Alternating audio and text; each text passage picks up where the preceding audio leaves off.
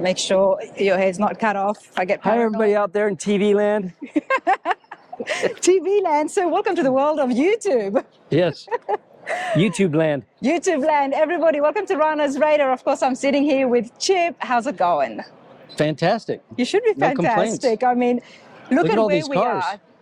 75th anniversary for the Grand National Roadster Show, and what an honor it is, and it's so cool to have you here and be a part of this. Well, thank you. It's a pleasure to be here. Yeah, this is cool. I haven't looked around at all the cars yet, so I'm excited to finish this interview and go look at cars.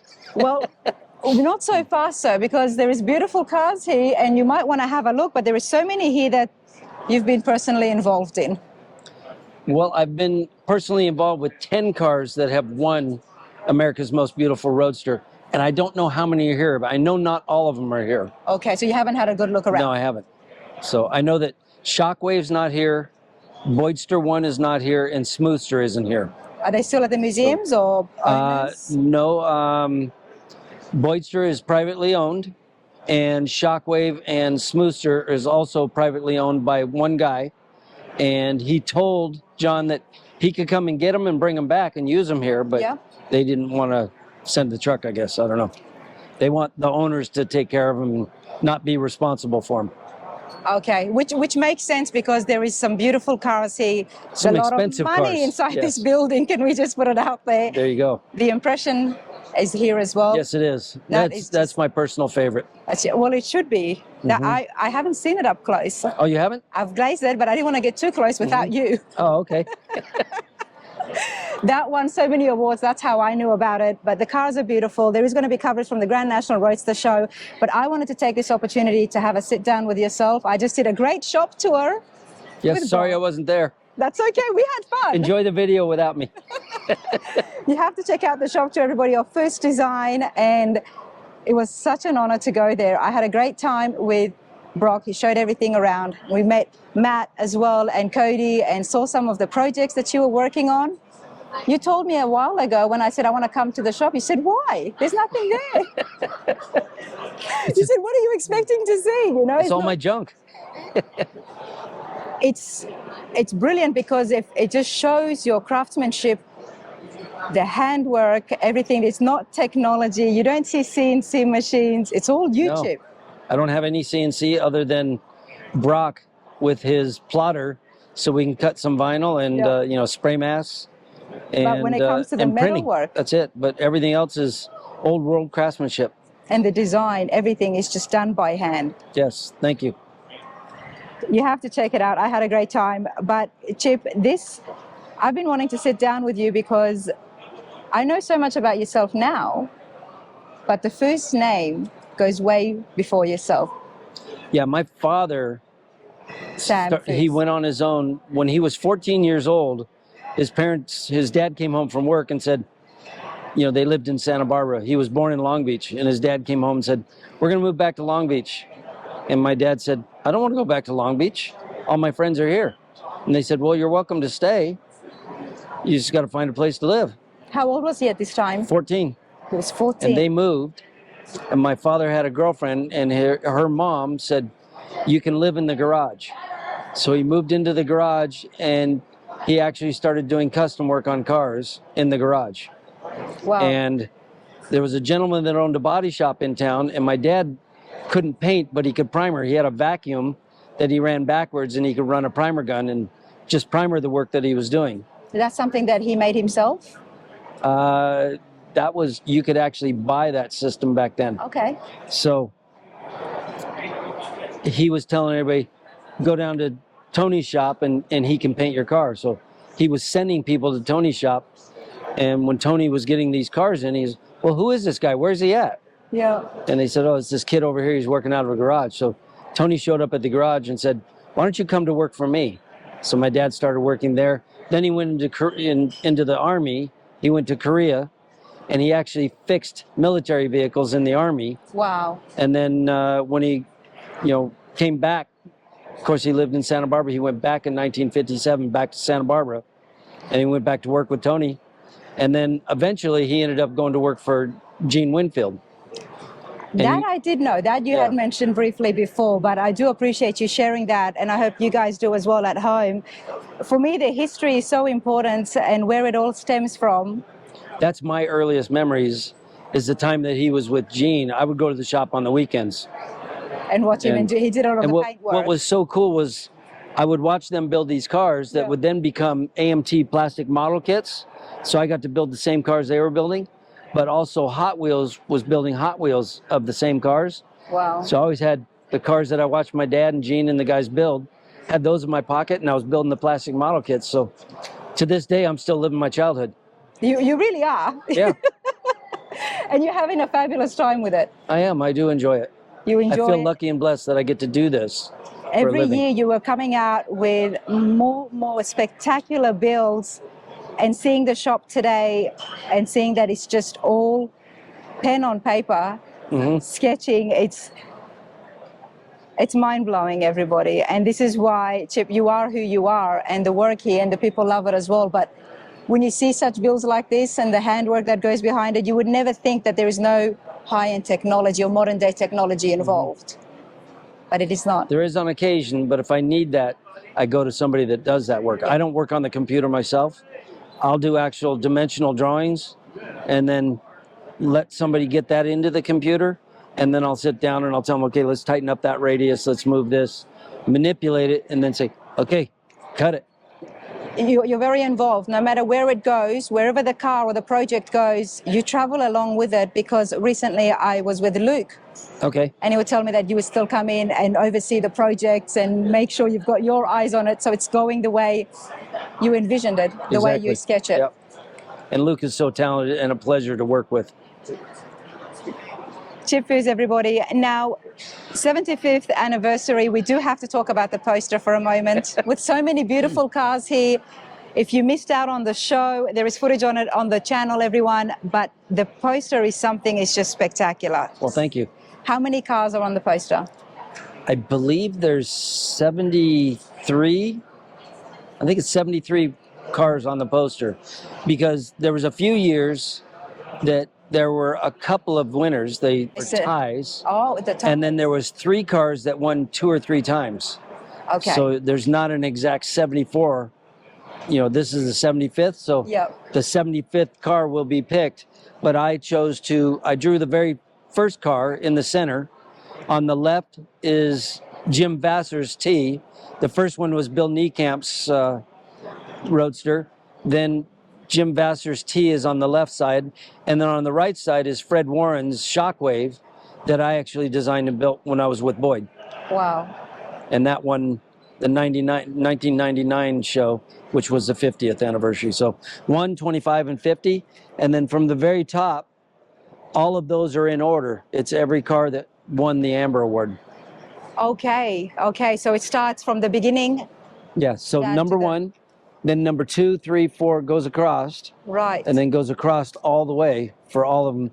The last one being Beth Meyer's car last year. Whose idea was it to do the poster? Was it yours or was it the show's? John asked me if I'd be interested in doing a poster and celebrate the 75th anniversary. But putting the cars and drawing the cars, that was your idea? Yes. Wow. You do like to make work for yourself. Take a look at the poster, everybody. I think I made it simple. A lot of details here. I just drew the first, the 25th, and the 50th, because the next big one is the 75th. Yeah. And then I just used all the others. They're only 2.5 inches long, each one of those cars. But it's even harder when they are that small, because the detail has not been compromised in any of the drawings. They're pretty simple in my mind, but yeah, they took just a few minutes apiece to draw them. And then I came back with 2 color markers, a light blue and a darker blue, knowing that I was going to airbrush over it with the blue, because what I wanted it to look like was an old blueprint. Yep. As a background for all of these cars. So you airbrushed on top of all the drawings? The only airbrush is the blend behind the trophy in the 75th and the first car, that black to red. Okay. It actually goes black, purple, maroon, red, and then orange on the very bottom. And then the background, the blue blend, is also airbrushed. Wow. I thought about bringing airbrush in and doing the cars and the trophy, but didn't think it needed it when I got everything done. I thought, no, I like it the way it is, so I'm done. That's one of the things that they teach you at art centers: know when to stop. Know when to stop. This said everything I needed it to say. I didn't need to do any more work to it. Hey guys, let's take a short break from Mr. Foose so I can tell you about runnersclassiccars.com. If you're looking for restored classic cars but not sure where to look or who to trust, head over to runnersclassiccars.com for beautiful restored cars, trucks and hot rods for sale from trusted showrooms you have seen me with on this channel. Simply search for cars for sale and browse through the inventory for detailed listings and of course pictures as well. Click to inquire about a car and then leave the rest to me. Let me connect you to trusted, reputable businesses around the States so you can get the car of your dreams and show it to me at the next show. Okay, back to Chip. All right. The reason I asked about Sam Foose is because we like to look at the history and how things started for yourself. When did you get involved? You grew up watching Gene Winfield. Mm-hmm. Yes, your dad worked with him. Yes. When did you first get your hands involved? Well, my dad left Gene's shop and we moved back to Santa Barbara. Mm-hmm. And my dad worked for several different companies. And one of them was a company called Lyft, and they were building hovercrafts. Okay. Which, run on a cushion of air. Yep. So they were building these hovercrafts, but the company was not very successful, and they hadn't paid my dad in a while. So my dad took his truck into the shop, and he loaded all the equipment that was in the shop, drove around to the front office, and he walked in and he told the boss, he said, "You see my truck out there with all the equipment in the back?" That's my payment. He says, "When you get my paycheck, you can have your equipment back, but I'm going to take your equipment and I'm going to go make a living until you can pay me." And that's how he started his shop. What a legend. Good on him. When that company moved out of the building, he moved back into the building. Into that same building? And started Project Design. Wow. And that's where, in 1969, I started going to work with my father. And I like to say I was helping him, but I think I destroyed a lot more than I helped in the beginning. But my father was a great teacher, and he's my hero to this day. Your son mentioned that Grandpa, your father, was a person that never got mad. My dad would get upset. Upset? Yeah. But not mad? No. He would get mad on occasion. I don't think my son ever saw it. But yeah, no, my dad did not put up with any... You couldn't be lazy around my father. Mm-hmm. I mean, you worked when you were around my dad. He would get mad and upset if somebody was taking advantage of anybody. Yeah. My dad grew up being, accountable for himself. And if you're going to work with my father, you had to be accountable and you had to make him money. So I remember, if I knew my dad was going to the shop, I was in the truck before him because I wanted to go. Yeah. I loved what we were doing, but we would work 3 days straight without going home. Wow. And I loved it. Well, it's the work ethic that he instilled in you. Yes. That is so present until today. We can see it. And I can certainly see it, especially after meeting you, seeing the shop and just seeing how you are with everybody. Your patience and the work ethic is outstanding. And I'm going to mention the poster one more time. You worked all night making the poster. It's not intentional, but... and that wouldn't be the first time that you've done an all-nighter. No. Well, I had a different design that I thought I was going to do. And I knew that I had a couple events coming up. I had to go to Barrett-Jackson in Arizona, and then I had to go to Houston. You were at Mecum as well? That was the weekend before. Yeah. But I had to go to Houston for the O'Reilly's convention, and I didn't get back until Saturday night. And right before I left, I was gonna do the poster before I went to Barrett-Jackson in Arizona. But when I sat down to do it, I realized that I'm not in love with this design that I had. So I started doing a couple thumbnails and I came up with a new design. So I scrapped what I was gonna do, tossed that out, and I wasn't able to start on it until I got back from Houston. So I started on it basically Sunday morning. Some people would have just gone ahead with it. It was a design, it was a poster, the time was running out. But you give your heart and soul to almost any project, whether it's a car or Well, a I want to be coaster. proud of it. And if I have an idea of something that I like better, and that's the thing, I was working on the first one, and that's when I think, what if I did this? Yeah. And so then I did a couple little thumbnails, and I knew that, oh, I like this much better, but I didn't have the time to even get started. I needed to do some research to go in the other direction, but I kind of knew what I needed to do, so I couldn't start it until Sunday morning when I got back. And I didn't work straight through because I have learned a lesson. I want to spend more time with my fiance, Kathleen. So I worked and did what I needed to do, but I went home, we went to dinner, we watched TV. When she went to bed, then I went back. You're terrible.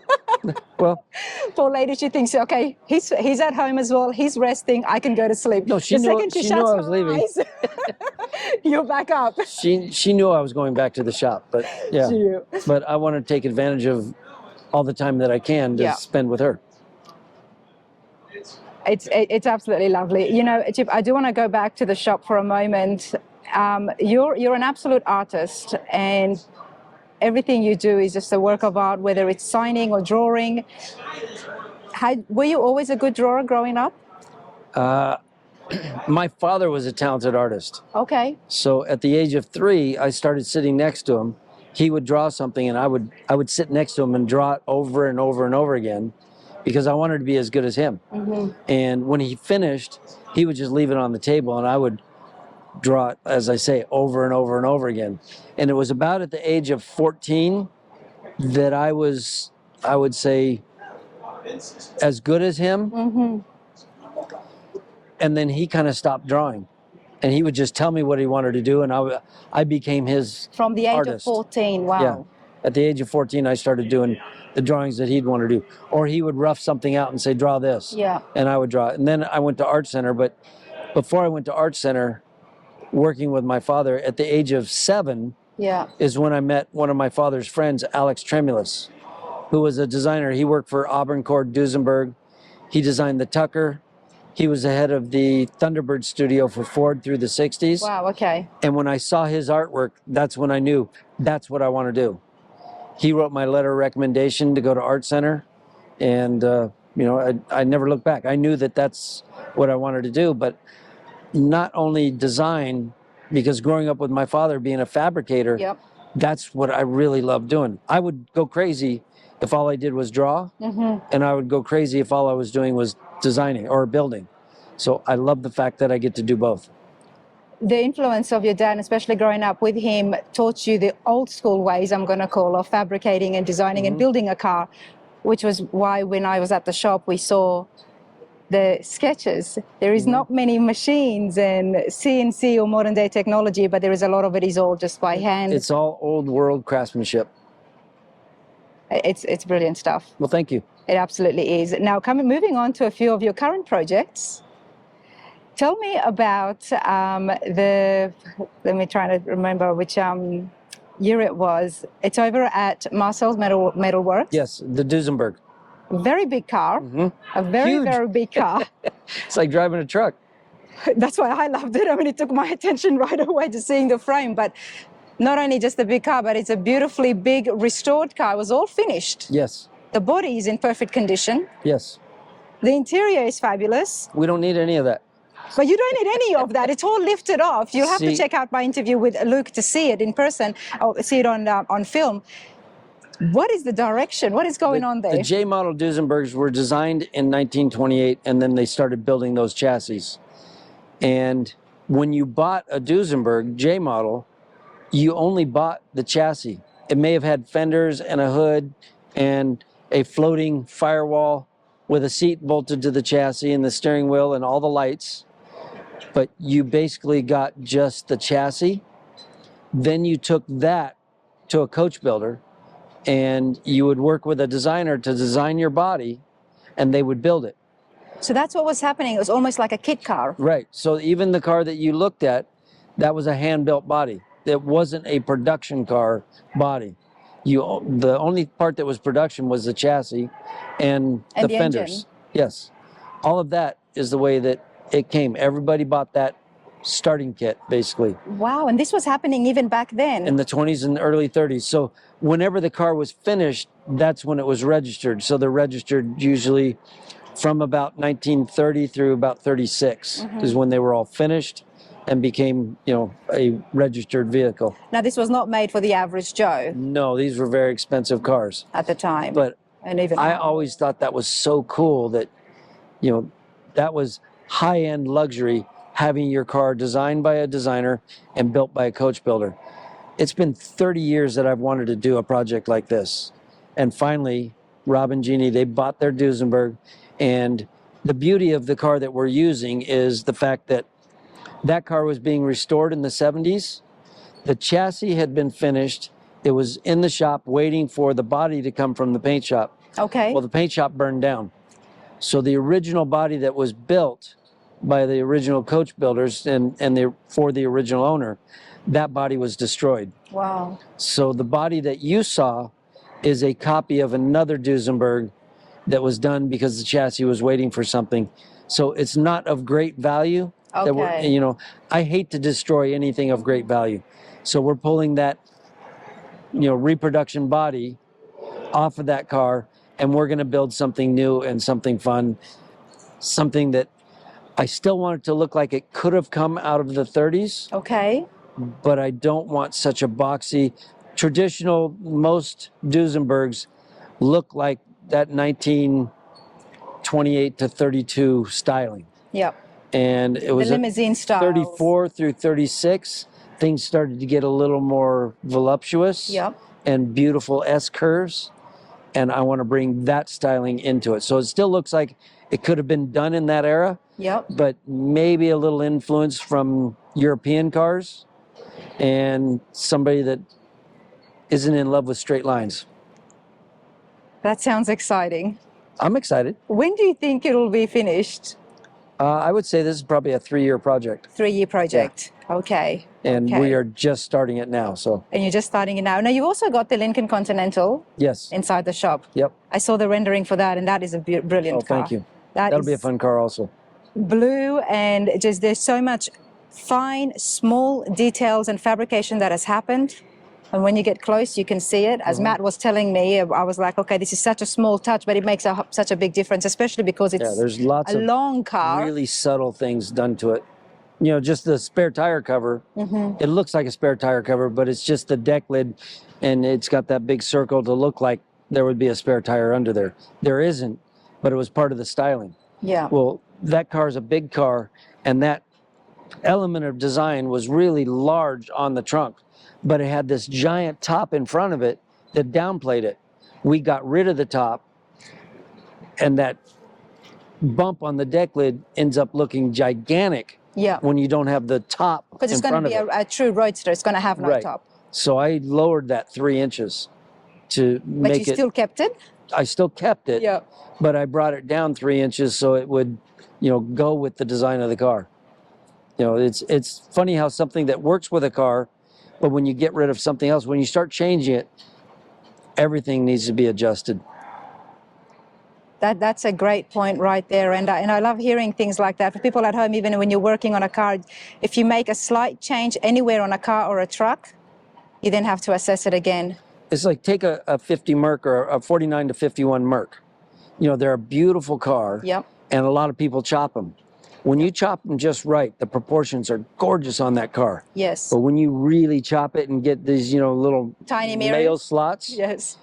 Male slots. then the fenders and everything start to look really big and heavy. It's not proportionate. And that's what I'm saying is when you change something, you need to make sure that everything is balanced and proportioned. So it's real easy to chop a car, and you know, it has a cool look. Yeah. But to me, I want things that when I style a car, I want it to look like this is the way it should have come from the factory. I don't want people to know just by glancing at it what we've done. I want them to have to discover what's done, and I want it to be done because it is enhancing and Yeah. making the car more beautiful. I don't want to do something that just slaps you in the face. You don't want to look at it and go, wow, look at that chop job. You know, then you've gone so far that that's all that people see. Yes. Have you ever been not happy with a car? Yeah. Which one? Well, you're unhappy before it's finished, so you have to adjust it so that you can be happy. So, okay. Oh, you're a smart man. You got me there. Okay. But it's interesting because it's like my artwork. I can do a piece of artwork, and I think it's the coolest piece of artwork I've ever done. And I'll put it on the wall, I'll look at it, I'm really happy with it. I can walk in the other room, and I come back in, and when I look at it, I see something about it that bothers me. You would bring it down and change it. No, I'll see something that bothers me, so I'll take it down because I don't even want to look at it. That's why I don't have any tattoos. If I had a tattoo, I know that I would see something about it that bothered me, and that's all I would ever see. So if I don't have one, I won't be disappointed. Well, that's a roundabout way of saying, oh, I am going to analyze this. Roundabout way of saying basically there might have been things that you were not happy with, but you've never had a finished car where you've stood back and said, you know what, I'm not 100% on this. I see things that I would change now on cars that I built years ago. Okay. But as we're working on them in the shop, my job is to find those things and make those fine adjustments. Is that because you think your thought processes would have changed over the years as trends change? No. I'm doing a hand sketch, which is, I don't consider my sketches to be the art. Yep. They're a tool to build the art, which is the actual car. So I know where I want to go by doing the sketch, but as you're building it from 2D to 3D, the 3D has to be adjusted to get what you really want. And like I say, I can do something to a car, but before I weld it up, I might just cut it and move things and just tack it together. And then I'll look at it for a couple days before I finish it, because I might look at it and think, that just needs a little twist. And you get that little twist and make it just right, and then you're going to be happy with it. But if I don't make that adjustment, and I just say, oh, it's good enough, well, then I'm gonna regret just doing it good enough. I was expecting at the shop when I went in there, I thought I might see a life-size rendering, maybe on the wall somewhere. When I'm building a full-size car, building the body, then I do full-size drawings. You do. When I'm just doing adjustments to a car that exists, I don't need a full-size drawing because it's already done. It's already done. Now we're just adjusting. Even when I do a full-size car, as we build it, I can make adjustments as we're going. But you need that drawing to look at the proportions. And when I build a buck, you know, I build a full-size buck. Yep. I will cover that buck with duct tape or masking tape or something so I can see all the volume of the surfaces and the forms. And then I know, okay, before I start shaping metal, I need to adjust this, and I'll retape it. Wow. Like Luke's car that's sitting right here. The Roadster, the Marcel Roadster. Yeah, we built that buck, and I covered that entire buck. Knowing that the car was going to be raw aluminum, I covered the entire buck with silver duct tape. Wow. So we could see it before we built it. And then made adjustments and adjusted the door gaps and the trunk gaps and the hood gaps, and knowing where all the lines were going to be on those surfaces, changed the shape of the cockpit, the opening, because, you know, Luke and I did some design work, and then we started building the buck, and then you cover it, and I see it real quick when I cover it. When you cover it. Yeah, so you're looking at volumes and shapes. There is so much work that is involved with just that process, that step alone. I mean, each car with the buck, you have to make it from the ground. Well, the great thing is with duct tape, I can start changing shapes and forms and moving volumes real quick. And then we come back in and change the buck before we start shaping the metal. And you like using metal as well as opposed to cardboard? Or wood?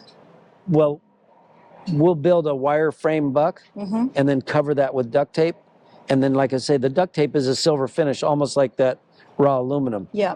And if you're using cardboard, I'll use cardboard in places where I can. Yeah, like inside for the interior, I noticed you built something out of wood. Yes. For one of your the cars. 56 at the shop. The 56 Bel Air. But with cardboard, you can never get the shapes of the Marcel Roadster. You know, that's all got to be tape and rounded and up close and personal, in-depth detail with questions. I hope you're enjoying this, everybody. What was your first car, Chip? My first car? Your first car that you built? Well, if you're a fan of Overhaulin and you ever saw the episode where my father and a team built my 56 pickup. Okay, I haven't seen it. Tell me, please. That is my first car. That's your I first bought car. that truck from my father when I was 14 and drove it all through high school. And I had done drawings of the Is truck. that the black? Yes, the 56 pickup. Okay. Yeah, it's back Okay. at It's the back Speedway inside. Museum. And then there's another, almost a copy of it in the showroom at the shop. Correct. Yeah, That was your first truck, and you were not My happy first with car. it? Or you were not Oh, I happy? love that truck. Okay. Yeah, that truck's a member of the family now. And then what's happening with the truck in the showroom now? Well, that one we started to build for a customer, and he had sold his business, and the company that bought him stopped paying him. It became a legal battle, and he told me that he wanted to sell the truck. Yeah. So I bought it back from him. Okay. And hopefully, maybe one day he'll ask me to finish it for him. I'll give it back to him, and we can finish it, or I'm going to find another owner, and we'll finish it for them. I love that it was sitting there in bare metal. How have you, Chip, kept up with the times? I mean, with this hot rod culture, so many things are changing. New builders, new trends. Your cars are timeless. Thank you. They're absolutely timeless. And even just today, sitting here in 2025, you're building something that you want to make it look like it would have been built back in the 30s. Yes. And it's a lot of your cars, almost all of them, do still have got that little touch. When you see it, you know it's a Foose car. Well, thank you. It's got. I'm trying to explain myself, everybody, because it's when you see it, you know it's got such European vibes, race car vibes, but yet it's luxurious. At the same time, you know it's a classic. How have you kept to that without, thinking, okay, everybody's doing this now, or has it influenced you at all? The times? Anything that is trendy, I will stay away from. Okay. Because it will date your car. So anything that is really popular, I won't even address it. I want to look at that and think, okay, how would that inspire me to do something different, which may cause or create a new trend. Yeah. But I'm not trying to create trends. I'm trying to do good design that is not trendy so that it won't date. And my hope is that the car that I build, if it's good design, it still looks fresh and clean and new 20 years from now. And the other thing, the number one thing that'll date a car is a stereo system. A stereo system? Yes. Why, Chip? I love my music. Oh, I love music also, but I want to hear it. I don't want to see it. Okay, You that's build a good a point. beautiful dash. Yeah. You can hide the whole stereo system. Okay. Because it's nowadays it's small, it's Bluetooth, everything works. They're making new vintage looking radios with Bluetooth in it. You can just pick up your phone and run your stereo system. But 15 years ago you didn't have that. You had the latest and the greatest Sony or Pioneer radio head unit that was digital or whatever, and you'd put that in your car. Oh, I had one of those. And 2 years later, you look at it, oh yeah, and you somebody put the CDs inside it, somebody looks in your car and they go, oh, I remember those 2 years ago, or 5 years ago, or 10 years ago. That's where I'm saying you're dating your car with your stereo system. That's right. You're putting a timestamp on it, on when it was made or from what era it came from. So I have always tried to hide my stereo systems. I want to hear it. I don't want to see it. You've got one of your very well-known cars, Ken Reister's Roadster is here, Impression. I do want to have a look at that in detail, and hopefully, if you're not too tired, I'm here after hours and see how everything's nice and quiet, so I do appreciate, I know. I'm just the crazy YouTuber who stuck around, but I would love to look at that in detail with you. I'm not even going close to it, you know that. I've looked at the car, I've been here for 2 days already. I'm like, no, I want to walk there when you've got a moment. I think that is the car that best represents the capabilities of us at Foose Design. Okay. We spent 6 years building that car, knowing that we were going to go to Detroit and compete for the Riddler Award. But it won everything. Yeah. It won the Amber Award, it won the Riddler Award. It has basically won everything it has ever competed in. But I told Ken, you don't need to compete. You've already won the biggest award you can. Yeah. And, just let people enjoy it. I do want to have a look at that in detail. So hopefully that'll be on the channel, everybody, because it's definitely something to see and to be recognized and brought up again, even years after. And that's one of those cars, like you said, 20 years from today, 30 years from today, people are still going to see it and fall in love with it. Well, thank you. There is just so much more. I mean, Chip, tell me about Overhaulin. how did that come? Who discovered you, for starters, to recognize that there is great talent here, and you know what? People should see this on the screen. Well, I'm not sure exactly how it worked out, but the way it worked out for me is I used to work with Jesse James at Hot Rods by Boyd. Okay. And Jesse called me one day. He says, hey, bring your portfolio to this meeting. I've got a new show. He had already done his Motorcycle Mania show. Yep. But he says, I want to do a new show, and I want you to be my co-host. So I went to this meeting, and they explained to me it's going to be called Monster Garage. Okay, yep. First car we're going to do is going to be a Mustang that's going to be turned into a lawnmower. Second one is going to be a Ford Explorer that we're going to turn into a trash truck. And he says, and we have 1 week to build them. If we don't get it done, we're going to burn it or blow it up or shoot it, do something. And I'm thinking to myself, I'm trying to build the most beautiful pieces of rolling art that I can build. And Jesse's wanting me to go on television to build these monsters that I didn't see a value to the vehicle at the end of the show. Mm-hmm. We have just created something that's going to perform a task. How long were you building at this stage yourself? Well, to me, that's not art. Yeah. That's just a project. Yes. And I want to build art. So I turned him down. I said, no, I'm not interested in this. When was this in your career? I had just started my shop and had built a few cars. So okay. I started my shop in 98, mm-hmm. and this was around, it was 99 or 2000 that he asked me. 2001 maybe. So what did you say exactly I to the turned him down. production I said, crew? no, I'm not interested in doing this. So I walked away from it. Yeah. Jesse was mad at me, but he's a friend to this day. And it's probably the best no that I've ever said. I can't imagine you building things like that. And I have a soft spot, which is why you will find me at the rat rods. it was a fun... amongst the rat rods, but it's not you, sir. It was a fun show to watch. Yes. And I'm proud of Jesse for everything that he and his team did. Yes. It was really cool, and but it just wasn't for me. But it has to reflect your character. Otherwise, you would be just portraying somebody that you're not. Right. So I guess Discovery Channel liked the portfolio that I had, and they sent another producer, Bud Brutzman, mm-hmm. to my shop. And he says, I want to film a show with you. I'm going to follow you 24/7, go home with you, do everything while you build your next car to go to a show. And I said, well, that's not going to work. I said, the car that we're building now, we have 11 months to finish it, mm-hmm. and we're taking it to Detroit for to compete for the Riddler. And you're not living with me for 11 months? No.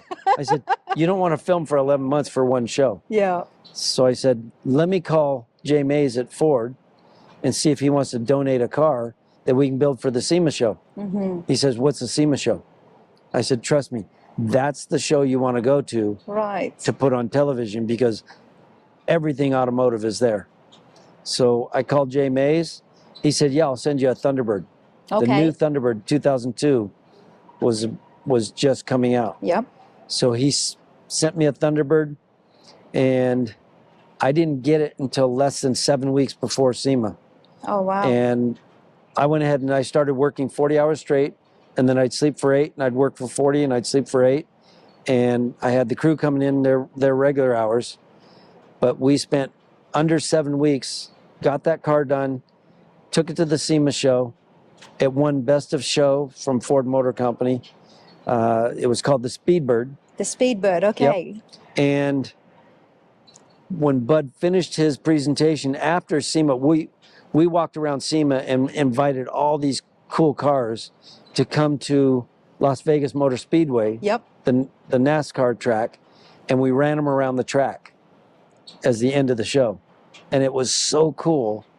And when Bud sent the episode, this was the pilot episode for rides, not Overhaulin. Before that, yes, yep. He sent it into Discovery Channel, and they fell in love with it and said, we want this to be a series.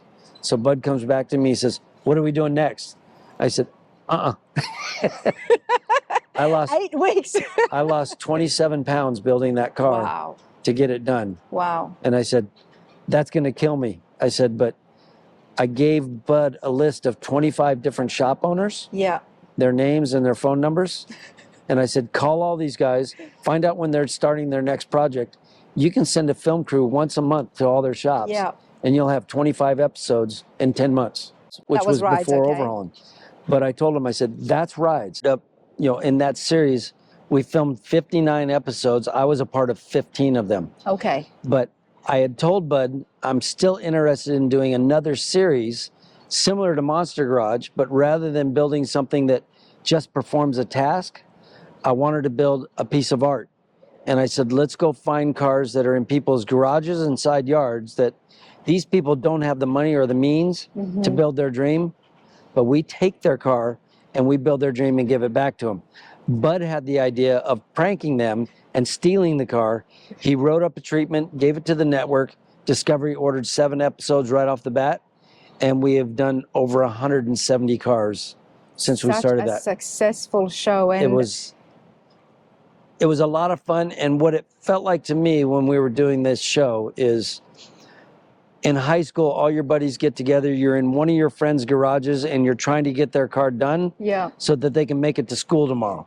That's what it felt like. But I also told everybody there, I want to show that parents will be happy to have their kids watch. So watch your language. It's not about that. It's not drama. It's professionals coming together, having a great time doing something cool for somebody. That's going to really make somebody's life, honestly. Thank you. It was so successful. It really is successful. People are watching the reruns of it. And I know so many people are disappointed. And we hear it, and we heard it just before at the show as well. How did you feel when Overhaulin finished? Well, I don't know that it's finished because we wrapped up after we filmed for 5 years straight. And we did every one of those cars. There was 87 episodes in 5 years where we did each one of those cars in 8 days or less. Then we went on hiatus, I called it. And I think it was 3.5 years later. They called me up and said, we want to bring Overhaulin back. Are you ready to go? And I said, yes, but I'm getting older and I need some sleep. Because I used to do the 8 days with no sleep. Maybe a couple naps during the 8 days, but I never slept a whole night doing that show. And so I said, I'm getting older. I need some sleep. I'll do it if we can do the cars in 2 to 3 weeks. So we did it again. Then we took another hiatus and we came back and we're on a hiatus again. So there is hope. There is hope. There is hope. What would get it to come back? I mean, obviously, look, it's funding. It's funding. It's as simple as that. Overhaulin was the most expensive show, automotive show, that the Discovery Channel's owned. Of course. And the reason why is they were paying us to build a car and give to somebody. All the shows that you see on television, they're just documenting a car that somebody else is paying for and they're receiving. So when we're building it for somebody and giving it to them as a gift, when things get tight, we're the first ones to get cut. And what is your thoughts now today with Motor Trend shutting down so many other automotive shows? Well, if they can find a budget somewhere, I'd love to do the show for them again. Exactly. There you go, everybody. It does come down to the budget. And of course, with YouTube and the internet and streaming that's happening, TV does, and you're here on YouTube, but we have to keep up with Chip. There we go. We have to keep up with you. Whether it's this platform, but also Chip Foose Official on YouTube. That's a great way to keep up with yourself as well on some of the work Brock was telling us. Of course, Instagram and Facebook. You're very active on it, and the fans love that. Thank you. Especially with the show where it's at. We're going to say it's on a pause then. Well, I can't say without the fans, we'd have never had the show. So it's a pleasure. Well, this has been an absolute pleasure for me. I hope you all enjoyed that. You know, every time I catch you, Chip, you're going to get so sick of me. But I want to know so much more about yourself. You are such a big part of this culture that I have embraced. You're a big part of the community. There's not one person who likes cars that does not know the name Chip Foose. Oh, yes. And we're going to do it. I probably owe him money. I highly doubt that. But beautiful cars here for the 75th anniversary of the Grand National Roadster Show, and so many, of course, Amber winners. Chip was heavily involved, if not made the entire car. There are 10 Amber winners that I was involved with in one way or another, and built several of those at our shop and at Boyd's shop, and helped other shops to finish cars. And it's a pleasure to work on every one of those, and I'm proud of every one of those. Well, I'm so happy to be here, and I do thank you. It is an honor for me to sit here, and hopefully over the next day or so, maybe we can have a look at the Impressionist.